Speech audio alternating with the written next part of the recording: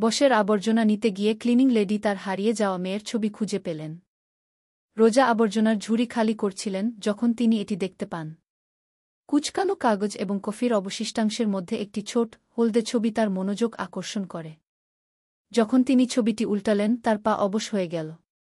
এটি ছিল ৮ বছর বয়সী একটি মেয়ের মুখ, ক্যামেরার দিকে হাসছে, যার উজ্জ্বল চোখ রোজা নিজের চোখের চেয়েও ভালো করে চিনতেন।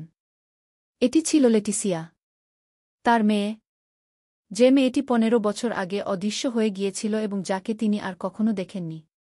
রোজার হাত কাঁপতে শুরু করল যখন তিনি ছবিটি ধরেছিলেন।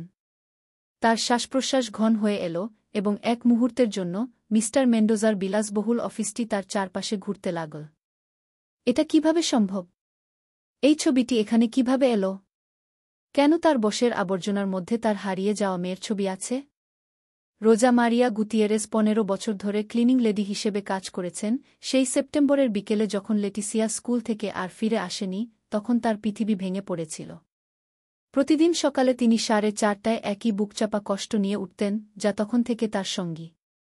অ্যালার্ম ঘড়ির আর দরকার ছিল না, তার শরীর এমন একটি রুটিনে অভ্যস্ত হয়ে গিয়েছিল যার যেন কোনো শেষ নেই, এমন একটি রুটিন যা তাকে ব্যস্ত রাখত যাতে তিনি চিন্তা না করেন, মনে না করেন, ব্যথায় মারা না যান।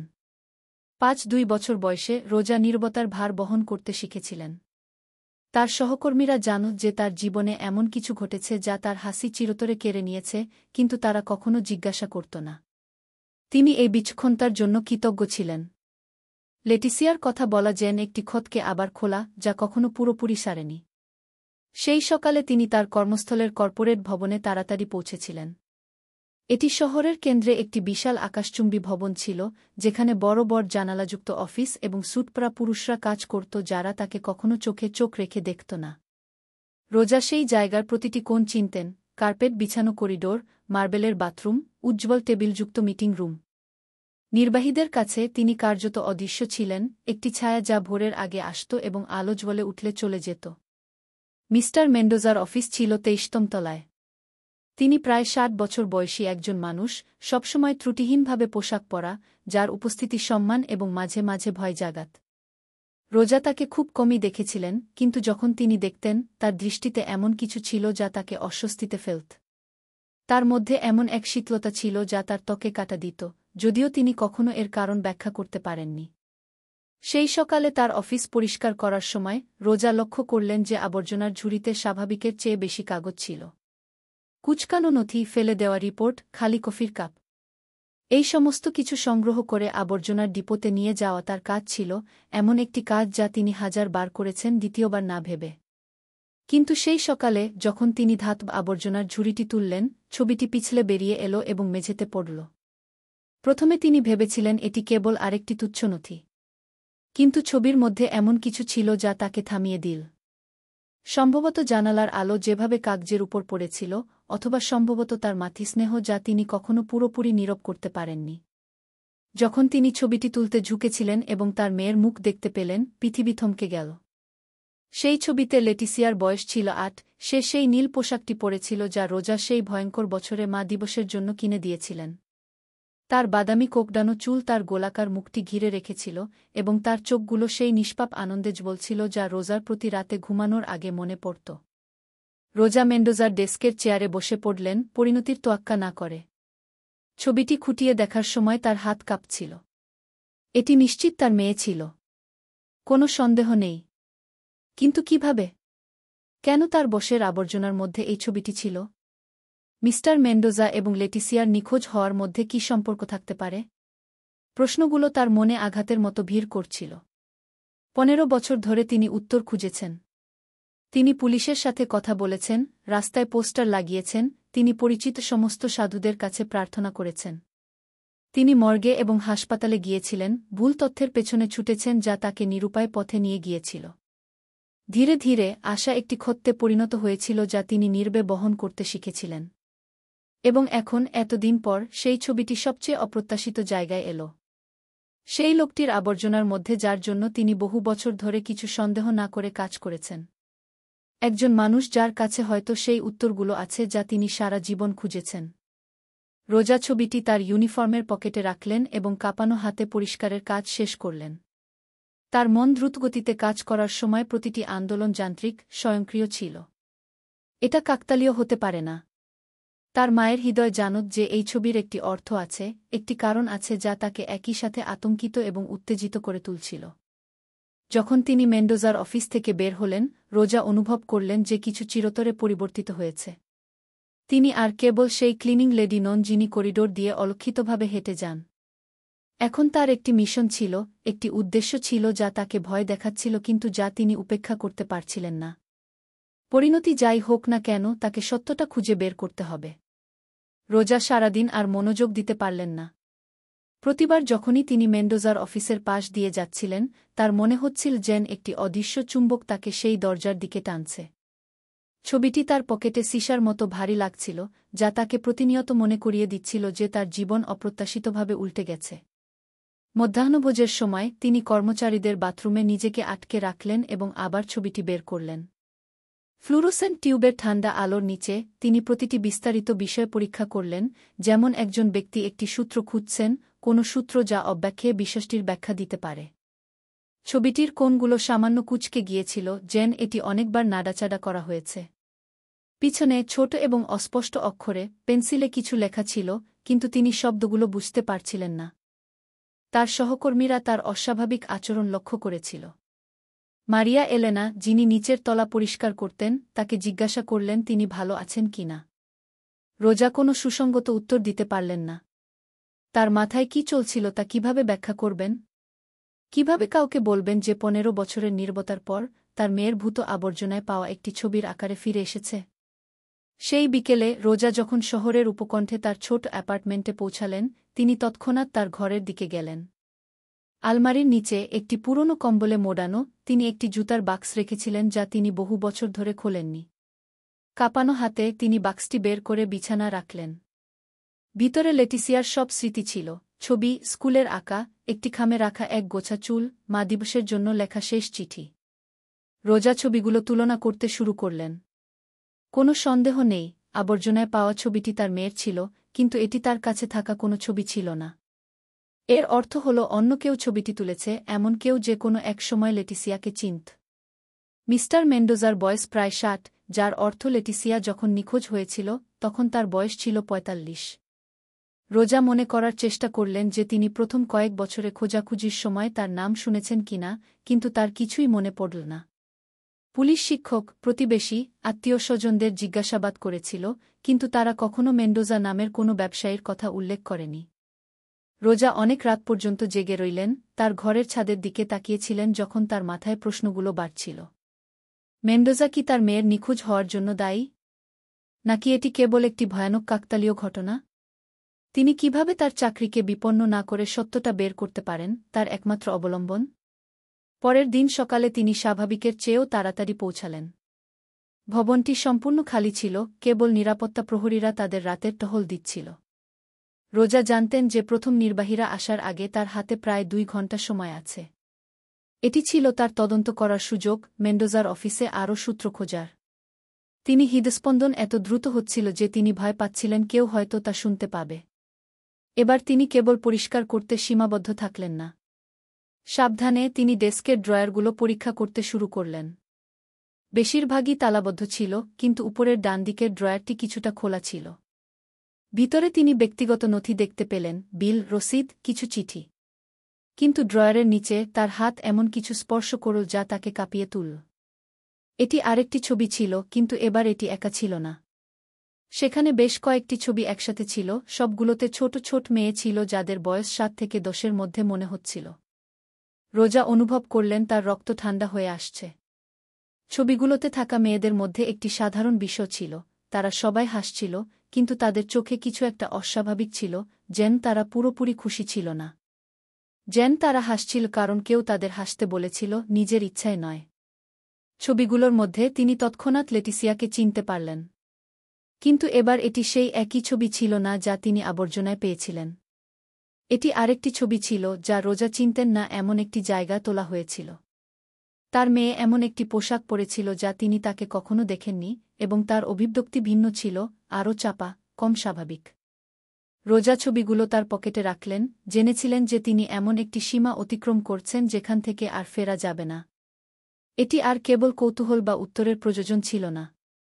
এখন তার কাছে প্রমাণ ছিল যে ভয়ানক কিছু ঘটেছে, এবং যে লোকটি বহু বছর ধরে তার জন্য কাজ করেছে সে সম্ভবত তার মেয়ের নিখোঁজ হওয়ার সাথে জড়িত। যখন তিনি করিডোরে লিফটের শব্দ শুনলেন, রোজা দ্রুত ড্রয়ারটি বন্ধ করলেন এবং ডেস্ক পরিষ্কার করার ভান করলেন। মিস্টার মেন্ডোজা অন্য যে কোনো সকালের মতো তার অফিসে প্রবেশ করলেন, কেবল একটি সামান্য মাথা নাড়ানোর মাধ্যমে তাকে অভিবাদন জানালেন। কিন্তু এবার রোজা তাকে ভিন্নভাবে দেখলেন। তিনি আর তার অদৃশ্য বসছিলেন না। তিনি সেই মানুষ ছিলেন যার কাছে সম্ভবত সেই উত্তরগুলো আছে যা তিনি 15 বছর ধরে খুঁজেছেন। মেন্ডোজা তার ডেস্কে বসলেন এবং নথি পরীক্ষা করতে শুরু করলেন, লক্ষ্য না করে যে রোজা স্বাভাবিকের চেয়ে ধীরে ধীরে চলাফেরা করছিলেন, তার প্রতিটি অঙ্গভঙ্গি পর্যবেক্ষণ করছিলেন। তার আচরণে কিছু একটা ছিল, একটি স্থিরতা যা তাকে বিরক্ত করছিল। তিনি কিভাবে এত শান্ত থাকতে পারেন যদি তিনি এত ভয়ানক কিছুর সাথে জড়িত থাকেন? যখন রোজা অফিস থেকে বের হলেন, তিনি ইতিমধ্যে একটি সিদ্ধান্ত নিয়েছিলেন। তিনি চুপ থাকতে পারবেন না। তিনি ভান করতে পারবেন না যে কিছুই ঘটেনি। 15 বছরের মধ্যে প্রথমবারের মতো তার কাছে একটি বাস্তব সূত্র ছিল, এমন কিছু যা তাকে সত্যের দিকে নিয়ে যেতে পারে। কিন্তু তিনি এও জানতেন যে মেন্ডোজার মতো একজন শক্তিশালী লোকের মুখোমুখি হওয়া সহজ হবে না। তার সাহায্য দরকার ছিল, তার একটি পরিকল্পনা দরকার ছিল, এবং সর্বোপরি তার সেই সাহস দরকার ছিল যা তার মায়ের হৃদয় তাকে সঠিক বলে চিৎকার করে বলছিল। সেই রাতে রোজা ঘুমাতে পারেননি। ছবিগুলো তার রান্নাঘরের টেবিলের উপর ছড়িয়েছিল, এবং তিনি হলুদ বাতির নিচে সেগুলো বারবার দেখছিলেন। প্রতিটি মেয়ের মুখ তার হৃদয় ভেঙে দিচ্ছিল, কিন্তু লেটিসিয়ার মুখ তাকে ভেতর থেকে ছিঁড়ে ফেলছিল। সেই ছবিগুলোতে তার মেয়েকে অন্যরকম দেখাচ্ছিল, আরও রোগা, চোখে এমন এক বিষণ্ণতা যা রোজা আগে কখনো দেখেননি। ভোর 3টার দিকে তিনি এমন একটি সিদ্ধান্ত নিলেন যা তিনি জানতেন সবকিছু বদলে দেবে। তিনি একটি পুরানো ড্রয়ার থেকে গোয়েন্দা রামিরেজের ফোন নম্বর বের করলেন, সেই পুলিশ অফিসার যিনি প্রথম কয়েক বছর লেটিসিয়ার কেসটি পরিচালনা করেছিলেন। তিনি জানতেন যে তিনি এখন অবসর নিয়েছেন, কিন্তু তার এমন একজনের সাথে কথা বলা দরকার ছিল যে তিনি কি আবিষ্কার করেছেন তার গুরুত্ব বুঝতে পারবে। কল করার সাহস জোগাড় করতে তার 2 দিন লেগেছিল। যখন তিনি অবশেষে নম্বরটি ডায়াল করলেন, তার হাত এত কাঁপছিল যে উত্তর দেওয়ার আগেই তিনি প্রায় রেখে দিচ্ছিলেন। গোয়েন্দা রামিরেজের কণ্ঠস্বর আরও পুরানো, আরও ক্লান্ত শোনাচ্ছিল, কিন্তু সেই ভয়ানক দিনগুলোতে রোজার মনে থাকা দিতা এখনও ছিল। গোয়েন্দা তার সাথে শহরের কেন্দ্র থেকে দূরে একটি নির্জন ক্যাফেতে দেখা করতে রাজি হলেন। রোজা যখন তাকে ছবিগুলো দেখালেন, তিনি দেখলেন সেই লোকটির মুখ শক্ত হয়ে গেল।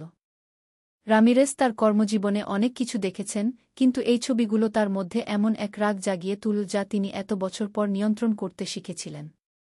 তিনি রোজাকে ব্যাখ্যা করলেন যে লেটিসিয়ার মতো কেসগুলো প্রমাণের অভাবে খুব কমই বন্ধ করা হয়, কিন্তু তিনি সবসময় সন্দেহ করতেন যে তার মেয়ে একটি বড়, আরও সংগঠিত চক্রের শিকার হয়েছিল। রোজার খুঁজে পাওয়া ছবিগুলো তার সবচেয়ে খারাপ আশঙ্কাগুলোকে নিশ্চিত করেছিল। রামিরেজ তাকে পর্যাপ্ত প্রমাণ ছাড়া মেন্ডোজার মতো কারোর মুখোমুখি হওয়ার বিপদ সম্পর্কে সতর্ক করলেন। শক্তিশালী পুরুষদের নিজেদের রক্ষা করার উপায় ছিল আইনজীবী যারা প্রমাণ গায়েব করে দিতে পারত, এমন যোগাযোগ যা অভিযোগকারীদের জন্য সমস্যা তৈরি করতে পারত। কিন্তু তিনি রোজাকে এমন কিছু বললেন যা তার শোনা দরকার ছিল, তিনি একা ছিলেন না। পরের কয়েকদিন রোজা কনস্ট্যান্ট সতর্কতায় জীবন কাটালেন। প্রতিবার যখন তিনি মেন্ডোজার অফিসে প্রবেশ করতেন, তিনি অনুভব করতেন যে তার দৃষ্টি তাকে ভিন্নভাবে অনুসরণ করছে। তিনি কি ছবিগুলো অনুপস্থিত বলে লক্ষ্য করেছিলেন? তিনি কি সন্দেহ করছিলেন যে রোজা কিছু জানেন? রোজা স্বাভাবিক আচরণ করার চেষ্টা করলেন, কিন্তু উত্তেজনা প্রায় অসহনীয় ছিল। এক বিকেলে, যখন তিনি অফিস পরিষ্কার করছিলেন, মেন্ডোজা এমন কিছু করলেন যা তিনি আগে কখনো করেননি, তিনি সরাসরি তার সাথে কথা বললেন। তিনি তার পরিবার সম্পর্কে জিজ্ঞাসা করলেন, তার সন্তান আছে কিনা, তিনি কতদিন ধরে এখানে কাজ করছেন। তার প্রশ্নগুলো খ্যাসও শোনাচ্ছিল, কিন্তু রোজা এমন এক উদ্দেশ্য উপলব্ধি করলেন যা তাকে আতঙ্কিত করে তুলল। তিনি এক শব্দে উত্তর দিলেন, একজন ক্লিনিং লেডির কাছ থেকে প্রত্যাশিত লজ্জা প্রকাশ করে, কিন্তু তার ভেতর তার হৃদয় এমনভাবে স্পন্দিত হচ্ছিল যেন এটি বিস্ফোরিত হবে। সেই রাতে রোজা গোয়েন্দা রামিরেজের কাছ থেকে একটি কল পেলেন। তিনি গোপনে মেন্ডোজার অতীত সম্পর্কে তদন্ত শুরু করেছিলেন এবং কিছু অস্বস্তিকর সংযোগ খুঁজে পেয়েছিলেন। কয়েক বছর আগে সেই ব্যবসায়ীর নাম নাবালকদের নিখোঁজ হওয়ার একটি তদন্তে উল্লেখ করা হয়েছিল, কিন্তু অভিযোগগুলো কখনো সফল হয়নি। সাক্ষীরা তাদের বিবৃতি প্রত্যাহার করেছিল, প্রমাণগুলো রহস্যজনকভাবে অদৃশ্য হয়ে গিয়েছিল এবং কেসটি কোনো উপসংহার ছাড়াই বন্ধ করা হয়েছিল। রোজা অনুভব করলেন যেন তার উপর একটি পাহাড় ভেঙে পড়ল। 15 বছর ধরে তিনি সেই লোকটির জন্য কাজ করছিলেন যিনি সম্ভবত তার জীবন ধ্বংস করে দিয়েছিলেন। তিনি তার অফিস পরিষ্কার করেছিলেন, তার আবর্জনা খালি করেছিলেন, তিনি তার কাছে অদৃশ্য ছিলেন যখন তিনি তার অস্তিত্বের সবচেয়ে বেদনাদায়ক গোপনীয়তাটি লুকিয়ে রেখেছিলেন। তার ভেতর রাগ বাড়তে শুরু করল, যেন একটি শিখা যা বহু বছর ধরে সুপ্ত ছিল। এটি কেবল ব্যথা বা দুঃখ ছিল না। এটি ছিল একটি খাঁটি, আদিম, মাতৃসুলভ ক্রোধ। তার মেয়ের প্রতি সুরক্ষার প্রবৃত্তি, যা এত দীর্ঘ সময় ধরে হতাশ ছিল, এখন একটি স্পষ্ট লক্ষ্য ছিল। কিন্তু রামিরেজ তাকে সতর্ক করলেন যে রাগ যথেষ্ট নয়। তাদের আরও প্রমাণের দরকার ছিল, এমন কিছু যা অস্বীকার করা বা গায়েব করা অসম্ভব। ছবিগুলো গুরুত্বপূর্ণ ছিল, কিন্তু একজন ভালো আইনজীবী যুক্তি দিতে পারতেন যে মেন্ডোজা সেগুলো অন্য কোথাও পেয়েছেন, যে তিনি জানেন না সেগুলো কোথা থেকে এসেছে, যে অন্য কেউ সেগুলো তার অফিসে রেখেছিল। রোজা জানতেন যে তাকে এমন একটি সিদ্ধান্ত নিতে হবে যা তার বাকি জীবন নির্ধারণ করবে। তিনি চুপ থাকতে পারতেন, যেন কিছুই ঘটেনি, এমনভাবে কাজ চালিয়ে যেতে পারতেন, ছবিগুলো পুলিশের কাছে নিয়ে যেতে পারতেন এবং আশা করতে পারতেন যে অন্য কেউ ন্যায়বিচার করবে। অথবা তিনি লড়াই করতে পারতেন, তার যা কিছু আছে তা ঝুঁকির মধ্যে ফেলতে পারতেন, একজন শক্তিশালী এবং বিপজ্জনক মানুষের মুখোমুখি হয়ে সেই সত্যটা খুঁজে বের করতে পারতেন যা তার মেয়ে প্রাপ্ত। সেই রাতে লেটিসিয়ার ছবিগুলোর দিকে তাকিয়ে রোজা জানতেন তার উত্তর কী। তিনি তার মেয়েকে আবার হতাশ করতে পারবেন না। তিনি তার মৃত্যু বা কষ্টকে ন্যায়বিচার ছাড়া ছেড়ে দিতে পারবেন না, তাকে যে মূল্যই দিতে হোক না কেন। ভোর হলে রোজা এমন একটি দৃঢ়তা নিয়ে উঠলেন যা তিনি বহু বছর ধরে অনুভব করেননি। তিনি আর কেবল সেই ক্লিনিং লেডি ছিলেন না যিনি করিডোর দিয়ে অলক্ষিতভাবে হেঁটে যান। তিনি একজন মা ছিলেন যিনি লড়াই করার একটি কারণ খুঁজে পেয়েছিলেন, এবং কিছুই বা কেউ তাকে থামাতে পারবে না। রোজা পরের কয়েকদিন মেন্ডোজার প্রতিটি গতিবিধি ভিন্ন চোখে পর্যবেক্ষণ করলেন। তিনি আর স্বয়ংক্রিয়ভাবে তার অফিস পরিষ্কার করতেন না, এখন তিনি তার টেলিফোন কল, ডেস্কে ফেলে রাখা নথি, এবং যারা তাকে দেখতে আসত তাদের প্রতি মনোযোগ দিতেন। তিনি ছায়ার মতো চলাফেরা করতে শিখেছিলেন, কিন্তু এখন সেই অদৃশ্যতার একটি উদ্দেশ্য ছিল। গোয়েন্দা রামিরেজ তাকে একটি ছোট রেকর্ডার এনে দিয়েছিলেন যা রোজা কাজ করার সময় সহজেই লুকিয়ে রাখতে পারতেন। সম্মতি ছাড়া কথোপকথন রেকর্ড করা আইনত বৈধ ছিল না, কিন্তু তারা দুজনই জানতেন যে এমন ক্ষেত্রে সত্যে পৌঁছানোর জন্য কখনো কখনো ধূসর এলাকায় হাঁটতে হয়। এক সকালে রোজা যখন অফিসের জানালা পরিষ্কার করার ভান করছিলেন, মেন্ডোজা একটি কল পেলেন যা তাকে কাঁপিয়ে তুলল। তিনি আস্তে কথা বলছিলেন, কিন্তু তিনি কথোপকথনের কিছু অংশ ধরতে পারলেন। তিনি অতীতের সমস্যা কী এবং নীরবতা বজায় রাখা কি সম্পর্কে কিছু উল্লেখ করলেন। যখন তিনি কলটি রাখলেন, রোজা লক্ষ্য করলেন যে তার হাতও সামান্য কাঁপছে। সেই বিকেলে রোজা তার জীবনের সবচেয়ে সাহসী সিদ্ধান্তটি নিলেন।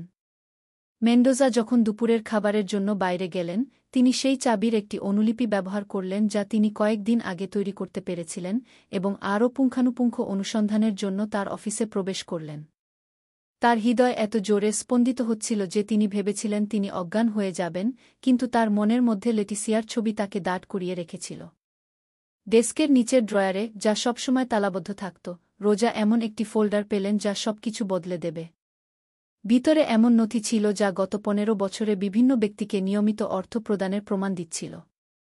তিনি নামগুলো চিনতেন না, কিন্তু গুরুত্বপূর্ণ অর্থের পরিমাণ প্রতি মাসে স্থানান্তরিত হচ্ছিল। কাগজপত্রের মধ্যে তিনি এমন কিছু পেলেন যা তার নিঃশ্বাস বন্ধ করে দিল। লেটিসিয়ার নামে একটি মেডিকেল রিপোর্ট, তার নিখোঁজ হওয়ার 3 মাস পর তারিখযুক্ত। নথিটি ইঙ্গিত দিচ্ছিল যে মেয়েটিকে শহরের বাইরে একটি ব্যক্তিগত ক্লিনিকে নিয়ে যাওয়া হয়েছিল, কিন্তু পরামর্শের কারণ বা চিকিৎসার ফলাফল নির্দিষ্ট করে বলা হয়নি। রোজা তার মোবাইল ফোন দিয়ে সমস্ত নথির ছবি তুললেন যা তিনি বিশেষভাবে এই তদন্তের জন্য কিনেছিলেন। তিনি জানতেন যে তিনি একটি অপরাধ করছেন, কিন্তু তিনি এও জানতেন যে এটি একমাত্র উপায় ছিল প্রমাণ পাওয়ার যা পুলিশ আইনত কখনো পেতে পারত না। মেন্ডোজা যখন দুপুরের খাবার থেকে ফিরে এলেন, রোজা এমনভাবে কাজ পরিষ্কার করছিলেন যেন কিছুই ঘটেনি। কিন্তু এবার, যখন তিনি তার দিকে তাকালেন, তিনি স্বাভাবিকের চেয়ে 1 সেকেন্ড বেশি সময় তার দৃষ্টি ধরে রাখলেন। এটি প্রায় অগোচরে ঘটেছিল, কিন্তু রোজা তার চোখে এমন কিছু দেখলেন যা তার সবচেয়ে খারাপ সন্দেহগুলোকে নিশ্চিত করল। তিনি জানতেন যে রোজা জানেন। সেই রাতে রোজা গোয়েন্দা রামিরেজের সাথে সেই একই নির্জন ক্যাফেতে দেখা করলেন। যখন তিনি তাকে নথির ছবিগুলো দেখালেন, বয়স্ক লোকটি চোখ বন্ধ করে গভীরভাবে দীর্ঘশ্বাস ফেললেন। পুলিশে এত বছর কাজ করার পর তিনি গোপন করা এবং দুর্নীতির ধরনগুলো চিনতে পারতেন। রামিরেজ তাকে ব্যাখ্যা করলেন যে সেই নিয়মিত অর্থ প্রদানগুলো সম্ভবত সাক্ষী বা সহযোগীদের নীরব রাখার জন্য ছিল। মেডিকেল রিপোর্টটি ইঙ্গিত দিচ্ছিল যে লেটিসিয়া তার নিখোঁজ হওয়ার অন্তত ৩ মাস পরেও বেঁচে ছিল, যা আশাব্যঞ্জক এবং একই সাথে ভীতিকর উভয় সম্ভাবনাকেই উন্মুক্ত করে। কিন্তু তিনি তাকে সতর্কও করলেন যে এখন রোজা সত্যিকারের বিপদে আছেন। যদি মেন্ডোজা সন্দেহ করেন যে তার বিরুদ্ধে রোজার কাছে প্রমাণ আছে, তাহলে তিনি নিজেকে রক্ষা করার জন্য ব্যবস্থা নিতে দ্বিধা করবেন না। তার মতো লোকেরা নেইভ বা সহানুভূতিশীল হয়ে ক্ষমতার পদে পৌঁছায় না। রোজা জানতেন যে তিনি এমন একটি বিন্দুতে পৌঁছেছেন যেখান থেকে আর ফেরা যাবে না। তিনি আর অজ্ঞতার ভান করতে বা তার আগের জীবনে ফিরে যেতে পারবেন না। তার হাতে এমন তথ্য ছিল যা একজন শক্তিশালী মানুষকে ধ্বংস করতে পারত, কিন্তু তিনি এও জানতেন যে সেই একই মানুষের কাছে তাকে প্রথমে ধ্বংস করার সংস্থান ছিল। তবে ১৫ বছরের মধ্যে প্রথমবারের মতো রোজা নিজেকে সত্যিই জীবিত অনুভব করলেন। যে কনস্ট্যান্ট ব্যথা তিনি এত দীর্ঘ সময় ধরে বুকে বহন করেছিলেন, তা অন্য কিছুতে রূপান্তরিত হয়েছিল, উদ্দেশ্য। তার একটি স্পষ্ট মিশন ছিল, এবং তার মেয়ের ছবি তাকে চালিয়ে যাওয়ার জন্য প্রয়োজনীয় শক্তি দিচ্ছিল। রামিরেজ তাকে একটি পরিকল্পনার প্রস্তাব দিলেন। কর্তৃপক্ষের কাছে যাওয়ার আগে তাদের আরও প্রমাণের দরকার ছিল, কিন্তু রোজাকে রক্ষা করাও দরকার ছিল। তিনি তাকে ভবনে কাজ করা ছেড়ে দেওয়ার পরামর্শ দিলেন, একটি মেডিকেল অজুহাত তৈরি করে অনুপস্থিত থাকার জন্য যখন তিনি তার দিক থেকে তদন্ত চালিয়ে যাবেন। কিন্তু রোজা সেই প্রস্তাব প্রত্যাখ্যান করলেন। তিনি জানতেন যে এখন সরে যাওয়া মানে সত্যটা আবিষ্কার করার বছরের পর বছর ধরে পাওয়া একমাত্র সুযোগটি হারানো। এছাড়াও তার সজ্ঞা তাকে বলছিল যে মেন্ডোজা সতর্ক হতে শুরু করেছেন। যদি তিনি এখন সরে যান, তিনি যেকোনো অবশিষ্ট প্রমাণ ধ্বংস করে দিতে পারেন। সেই রাতে রোজা একটি চিঠি লিখলেন যা তিনি একটি সিল করা খামে তার সংগ্রহ করা সমস্ত প্রমাণের অনুলিপির সাথে রাখলেন। তিনি এটি তার অ্যাপার্টমেন্টে লুকিয়ে রাখলেন, যদি তার কিছু হয় তবে গোয়েন্দা রামিরেজকে হস্তান্তর করার জন্য স্পষ্ট নির্দেশাবলী সহ। পরের দিন সকালে যখন তিনি ঘুম থেকে উঠলেন, রোজা জানতেন যে তিনি তার অনুসন্ধানের সবচেয়ে বিপজ্জনক পর্যায়ে প্রবেশ করছেন। কিন্তু তিনি এও জানতেন যে অন্য কোনো বিকল্প ছিল না। তার মেয়ে ন্যায়বিচার প্রাপ্য, এবং তিনিই একমাত্র ব্যক্তি যিনি তাকে তা দিতে পারতেন।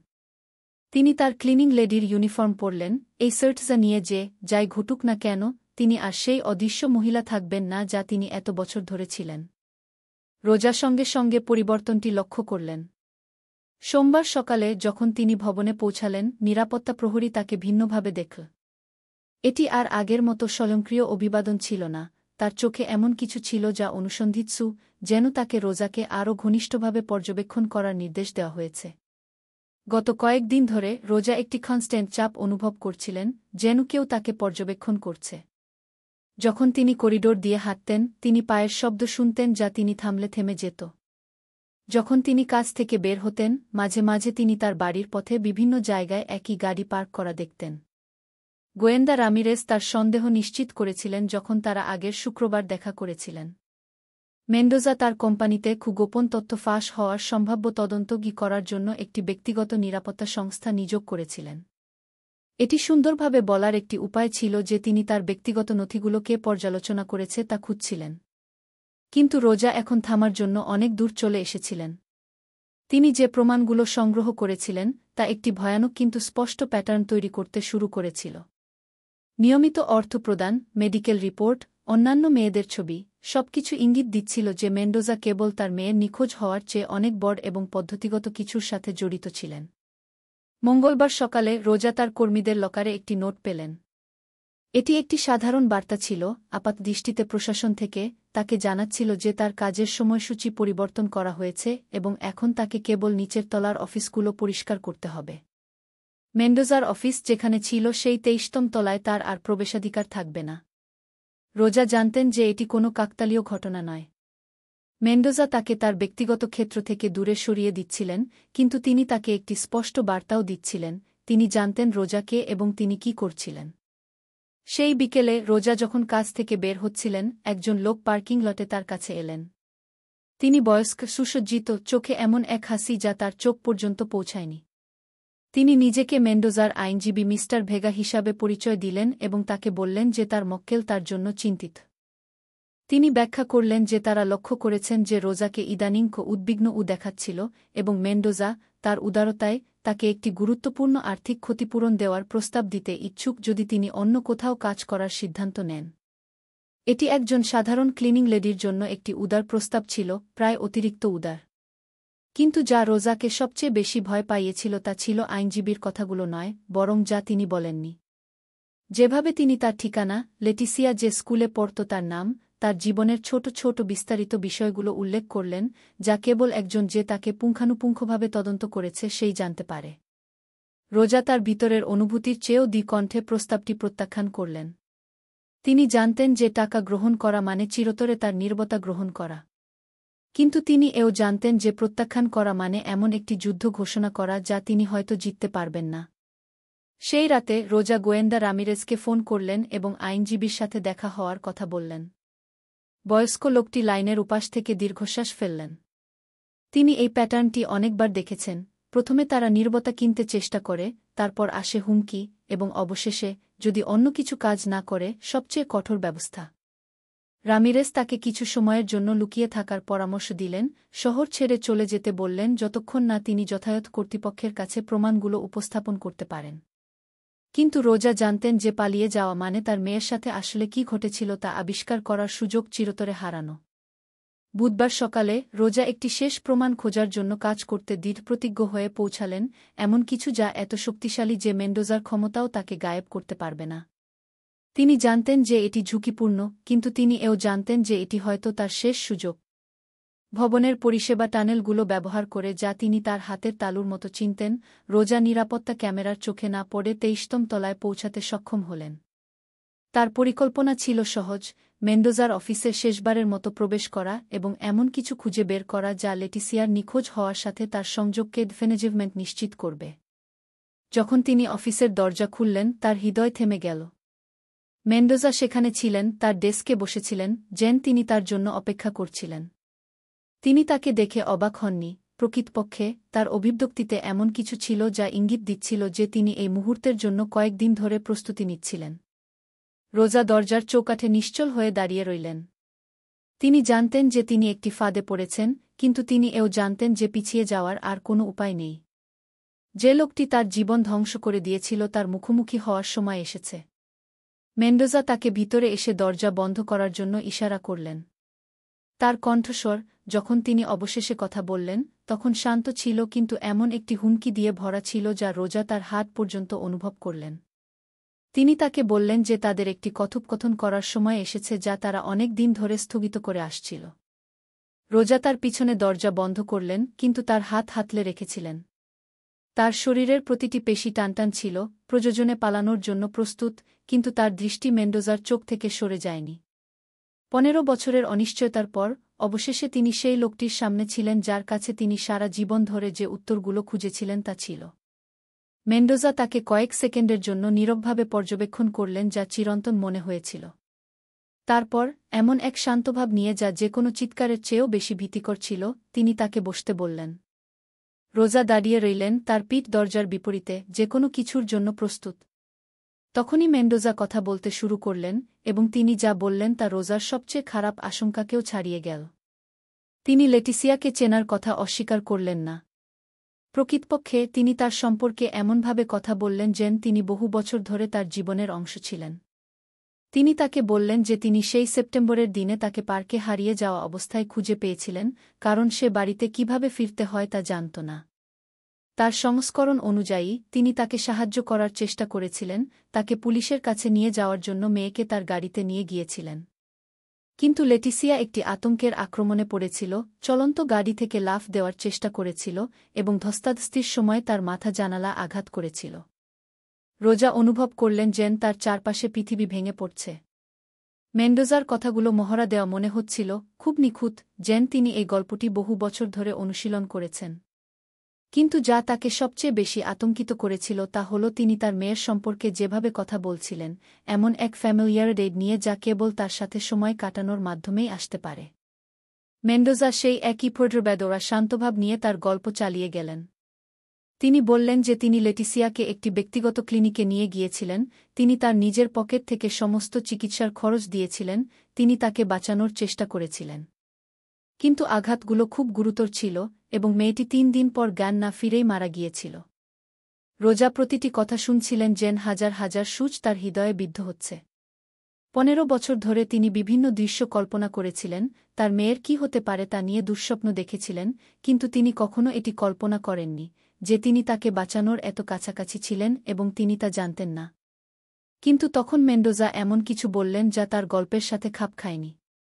তিনি লেটিসিয়ার ব্যক্তিত্ব, তার ভয় এবং তার পছন্দ সম্পর্কে বিস্তারিত বিষয় উল্লেখ করলেন, এমন জিনিস যা কেবল একজন যে তার সাথে অনেক সময় কাটিয়েছে সেই জানতে পারে। রোজা অনুভব করলেন যে কিছু ঠিক ছিল না, তিনি যা স্বীকার করতে ইচ্ছুক ছিলেন তার চেয়ে আরও বেশি কিছু ছিল। এমন এক কণ্ঠে যা তিনি এফএনএস নিয়ন্ত্রণ করতে পারলেন। রোজা তাকে জিজ্ঞাসা করলেন কেন তিনি পুলিশের সাথে যোগাযোগ করেননি, কেন তিনি তাকে বলেননি যে তার মেয়ে মারা গেছে। মেন্ডোজার উত্তরই অবশেষে রোজার সবচেয়ে ভয়ানক সন্দেহগুলোকে নিশ্চিত করল।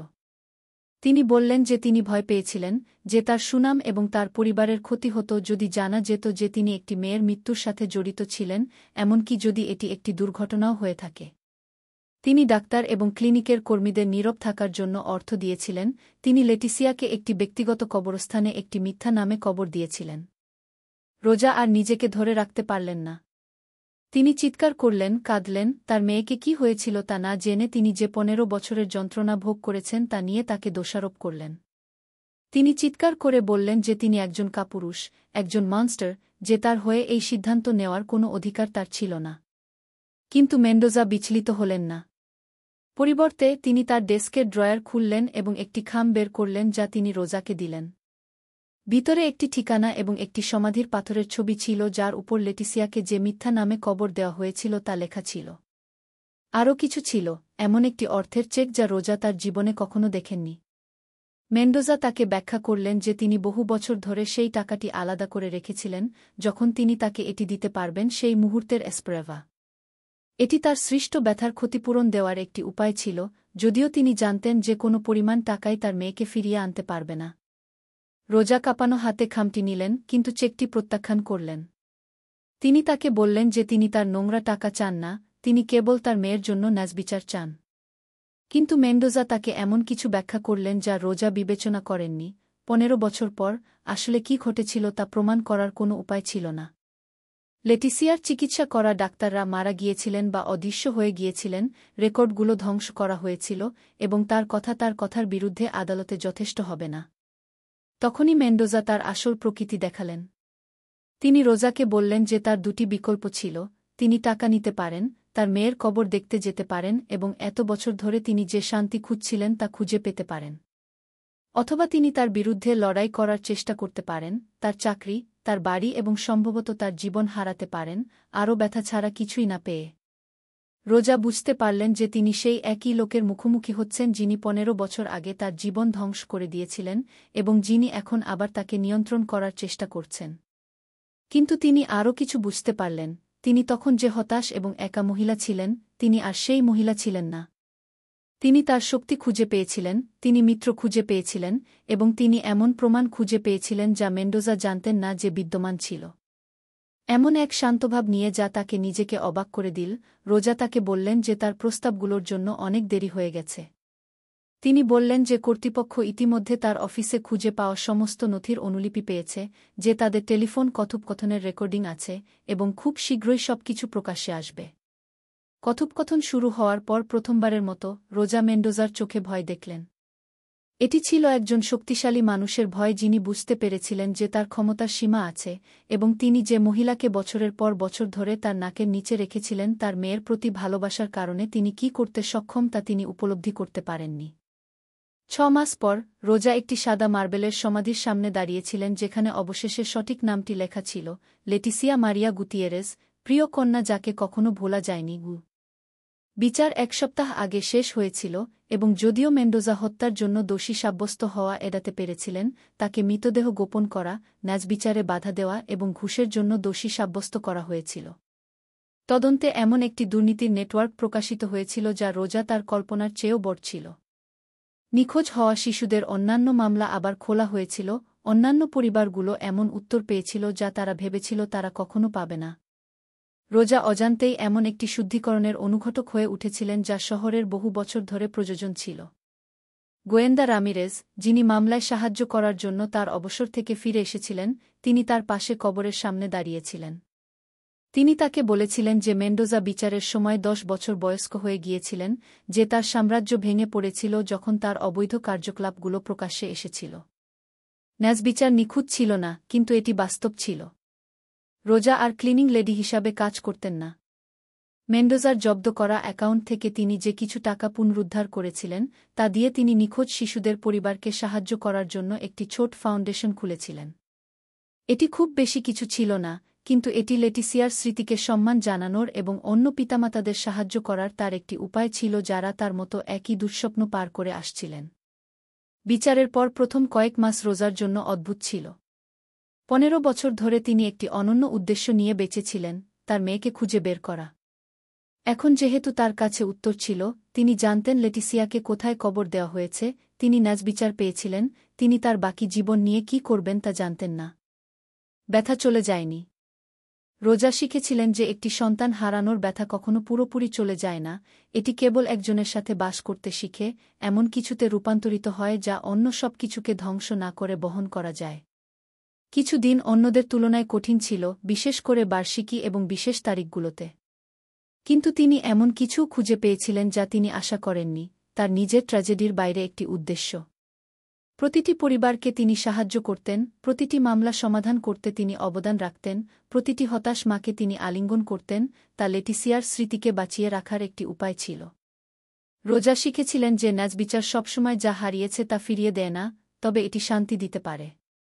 রূপকথার নিখুঁত শান্তি নয়, বরং এমন একজনের ইমপারফেক্ট কিন্তু বাস্তব শান্তি যিনি জানেন যে তিনি তার ক্ষমতায় থাকা সবকিছু করেছেন, যিনি হাল ছাড়েননি, যিনি ভালোবাসার জন্য শেষ পর্যন্ত লড়াই করেছেন। সেই বিকেলে যখন তিনি কবর থেকে দূরে চলে গেলেন, রোজার ব্যাগে একটি নতুন ছবি ছিল, লেটিসিয়া পার্কে হাসছে, নিখোঁজ হওয়ার আগের দিন। তার মেয়ের মুখ মনে রাখার জন্য তার আর এটির দরকার ছিল না, কিন্তু তিনি এটিকে এমন একটি স্মারক হিসাবে বহন করতেন যে একজন মায়ের ভালোবাসা ভয়ের চেয়ে শক্তিশালী হতে পারে, সময়ের চেয়ে বেশি স্থায়ী হতে পারে এবং অন্য মানুষের ভাগ্য নিয়ন্ত্রণ করতে পারে বলে মনে করা যে কোনো মানুষের চেয়ে বেশি শক্তিশালী হতে পারে। রোজা সেই বাসে উঠলেন যা তাকে শহরে ফিরিয়ে নিয়ে যাবে, যেখানে তার নতুন জীবন অপেক্ষা করছিল। এমন একটি জীবন যা ব্যথার ভিত্তির উপর নির্মিত, কিন্তু এই সার্থিয়া দ্বারা পরিচালিত যে তার মেয়ে অবশেষে শান্তিতে বিশ্রাম নিচ্ছে এবং তার গল্প অন্য শিশুদের তাদের পরিবারের কাছে ফিরে আসতে সাহায্য করেছে। সূর্য দিগন্তে অস্ত যাওয়ার সময় বাসটি কবরস্থান থেকে দূরে চলে গেল। রোজা জানালার বাইরে তাকালেন এবং 15 বছরের মধ্যে প্রথমবারের মতো ব্যথা ছাড়া হাসলেন। এটি সম্পূর্ণ সুখের হাসি ছিল না, বরং আরও গভীর কিছুর হাসি ছিল, এমন একজনের হাসি যিনি পৃথিবীতে তার জায়গা খুঁজে পেয়েছেন, এমনকি যখন সেই জায়গাটি একজন মা যে সবচেয়ে বড় ট্র্যাজেডির মুখোমুখি হতে পারে তা থেকে জন্ম নিয়েছিল। আর আপনি কি কখনো সেই শক্তি অনুভব করেছেন যা কেবল ভালোবাসা দিতে পারে? সেই দৃঢ়তা যা আমাদেরকে অসম্ভবকে সম্ভব করে তোলে যখন আমরা যাদের ভালোবাসি তাদের রক্ষা করার কথা আসে? রোজার গল্প আমাদের মনে করিয়ে দেয় যে ন্যায়বিচার সবসময় আমরা যেভাবে আশা করি সেভাবে আসে না, কিন্তু আমাদের এর জন্য লড়াই করা কখনো ছেড়ে দেওয়া উচিত নয়। যদি এই গল্পটি আপনার হৃদয়কে স্পর্শ করে, তাহলে মন্তব্যগুলোতে এটি শেয়ার করুন এবং চ্যানেলটি সাবস্ক্রাইব করতে ভুলবেন না, কারণ এভাবে আপনি অ্যালগরিদমকে এমন আরও গল্প আনতে সাহায্য করেন, যে গল্পগুলো আমাদের ভালোবাসার শক্তি এবং কখনো হাল না ছাড়ার গুরুত্ব মনে করিয়ে দেয়।